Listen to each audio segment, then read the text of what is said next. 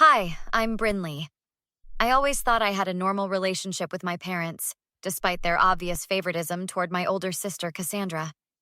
Growing up in our suburban home, I'd often overhear hushed conversations that would stop abruptly when I entered a room. Bryn, honey, can you grab the mail? Mom would say, changing the subject whenever I walked in on her and Dad whispering with Cassandra. Sure, Mom, I'd reply, pretending not to notice the sudden shift. My Uncle Max, Dad's younger brother, was the only one who seemed to see through the family dynamics. During my parents' 35th anniversary party last year, he pulled me aside on the patio.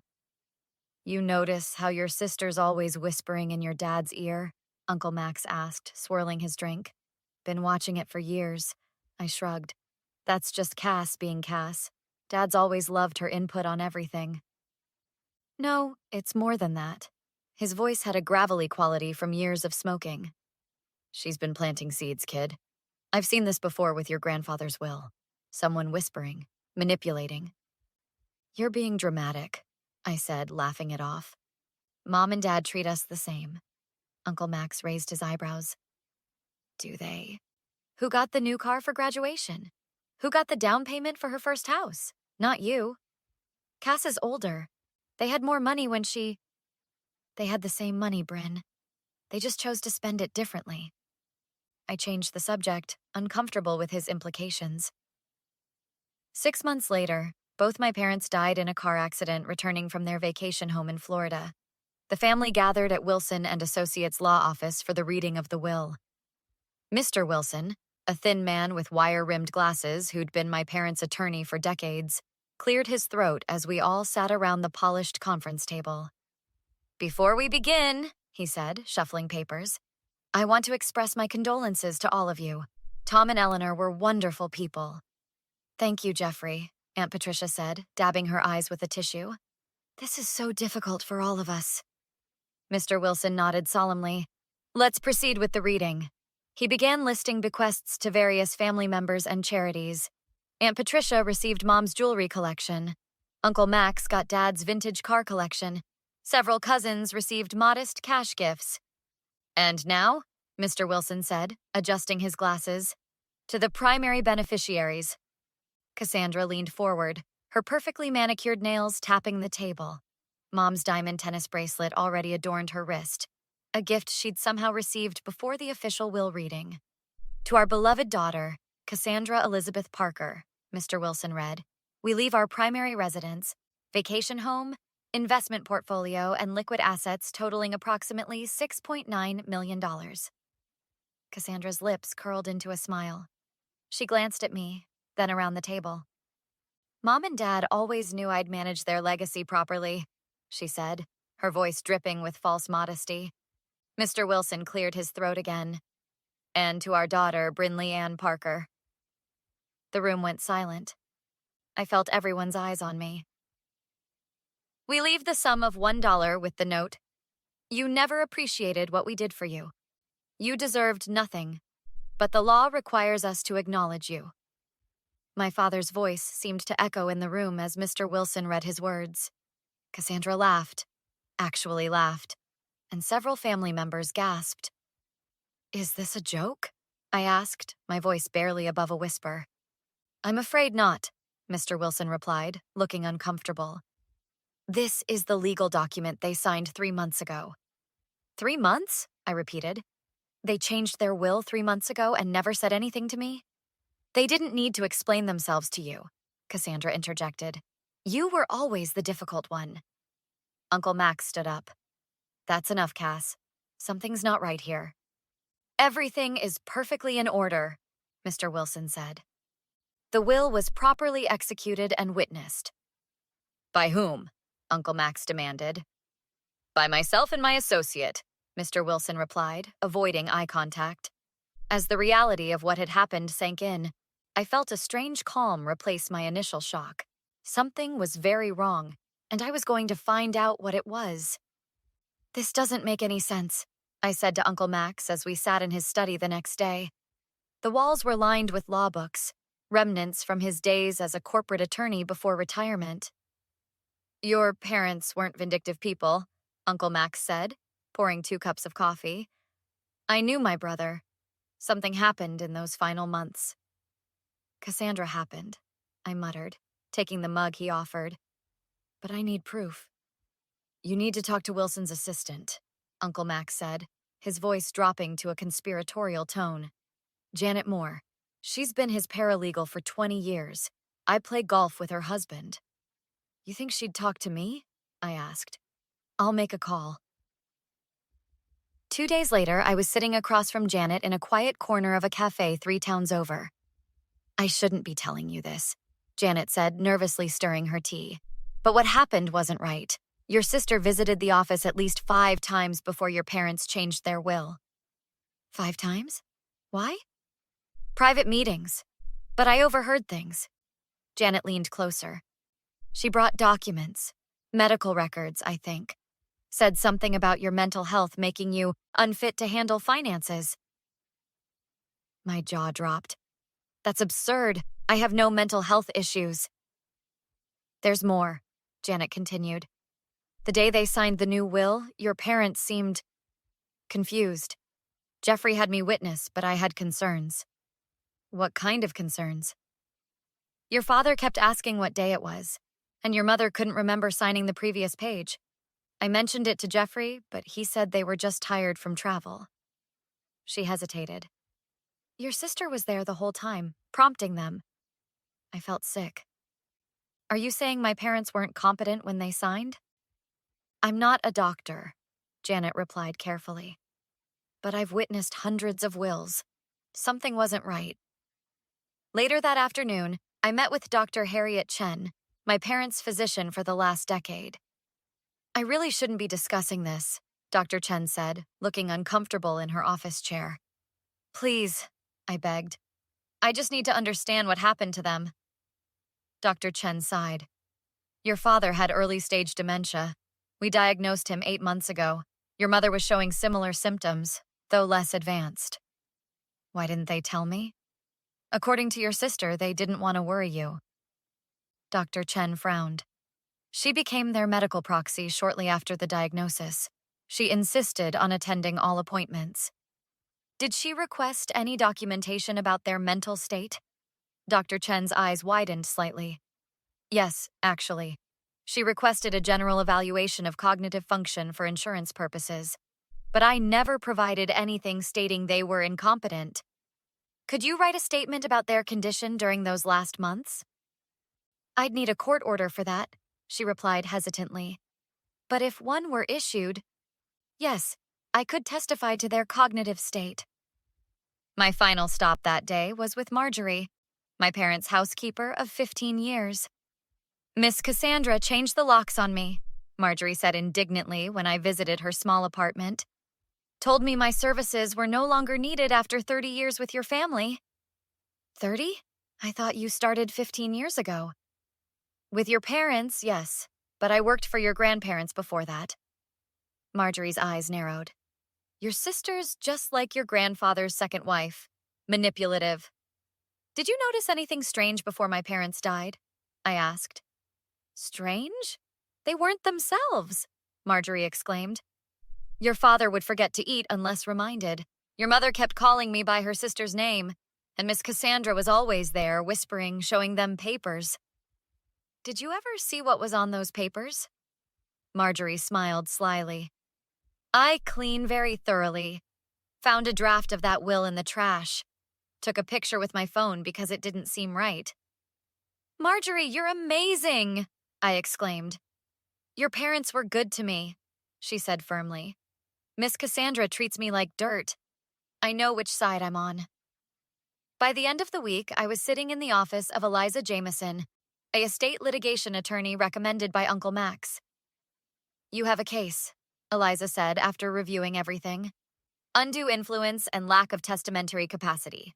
We'll file tomorrow. Cassandra's going to fight this, I warned. Let her, Eliza replied with a confident smile. I specialize in taking down people exactly like your sister. Cassandra's face contorted with rage when she opened the door to find me and Uncle Max standing there. What are you doing here? She demanded. This is my house now.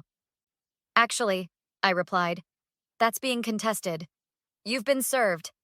I handed her the legal envelope. She snatched it. What is this garbage? Maybe read it before calling it garbage, Uncle Max suggested. We stepped inside at my insistence. The house was already changed. Mom's paintings replaced, Dad's recliner gone. You've been busy redecorating, Uncle Max noted disapprovingly. It's my house, Cassandra snapped. I can do what I want. Dr. Chen has agreed to testify about Dad's dementia, I said directly, and Mom's cognitive decline.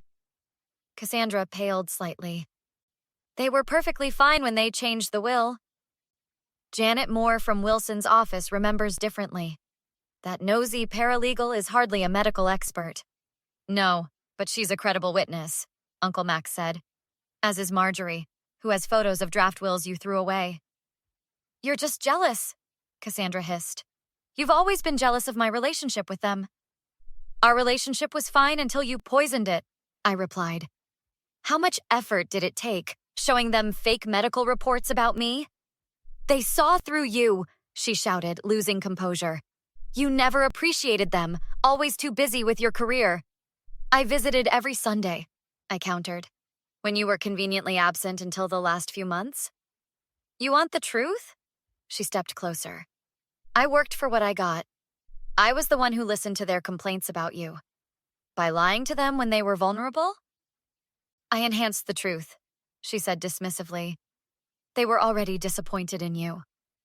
Jeffrey Wilson has been served too, Uncle Max interjected. Turns out he has a gambling problem and ethics complaints. Janet was quite informative.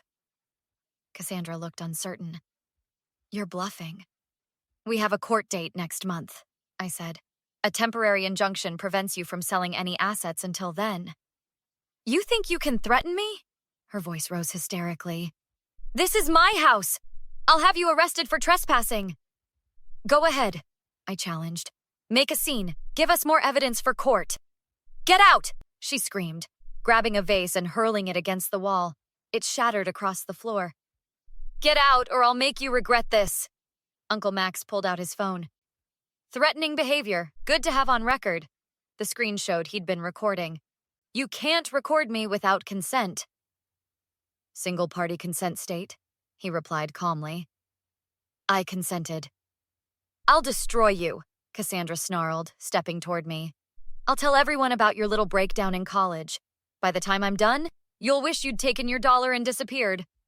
Add defamation to the list, I said, standing my ground. She grabbed my arm, her nails digging into my skin. You ungrateful little... Assault, Uncle Max noted, still recording. Want to go for battery too? I pulled free. See you in court, Cass. As we walked out, she screamed after us. You'll never win. They hated you. They told me so. All rise, the bailiff announced as Judge Martinez entered the courtroom. Eliza leaned over. Ready for this? I nodded, glancing at Cassandra and her slick corporate lawyer. They appeared confident, but Cassandra's hands trembled slightly. The next 2 hours were a parade of damning testimony. Dr. Chen confirmed my parents' cognitive decline. Janet described their confusion during the will signing. Marjorie presented her photographic evidence. Jeffrey Wilson admitted under cross-examination that he had concerns about my parents' capacity, but proceeded due to client insistence, meaning Cassandra's. When Cassandra took the stand, her facade crumbled under Eliza's questioning. Miss Parker, Eliza began, when did you first discuss changing your parents' will with them? They brought it up, Cassandra replied. They were disappointed in Brinley. Interesting, Eliza said, approaching with a document.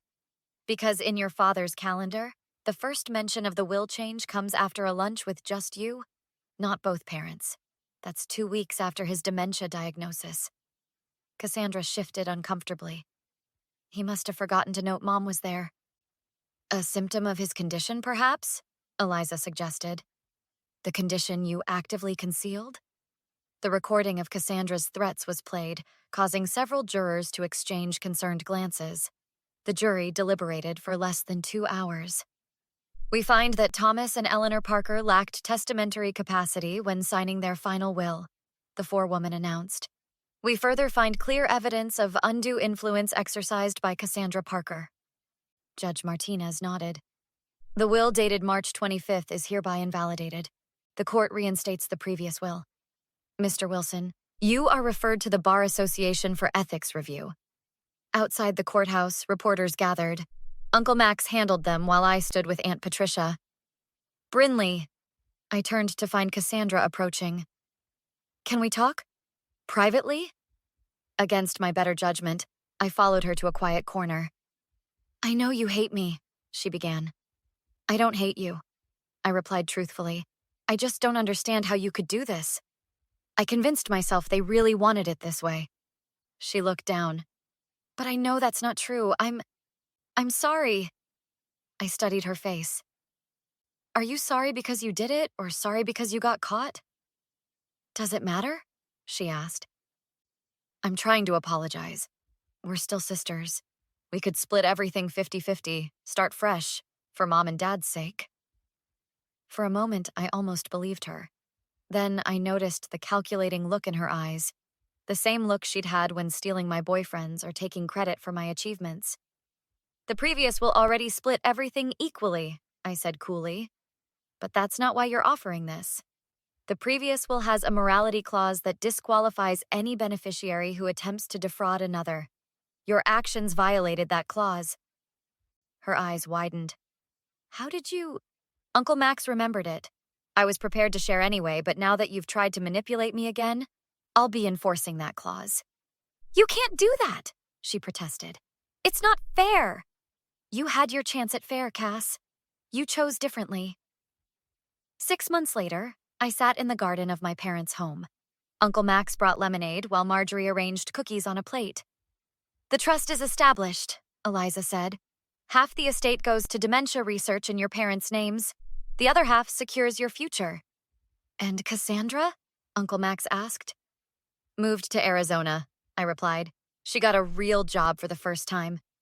She still calls sometimes, Marjorie noted disapprovingly, wanting money, which she won't get, I said firmly. Some betrayals can't be undone with apologies. Later, as sunset painted the sky, I sat on Dad's favorite porch swing, almost feeling him beside me. I wish you could have seen through her, Dad, I whispered. But I understand. You weren't yourself at the end. Some might call it revenge, getting back what was rightfully mine. I called it justice. Not just for me, but for what my parents would have truly wanted had they been able to see clearly in their final days. Do you think there are some family betrayals that can never be forgiven? Let me know in the comments below.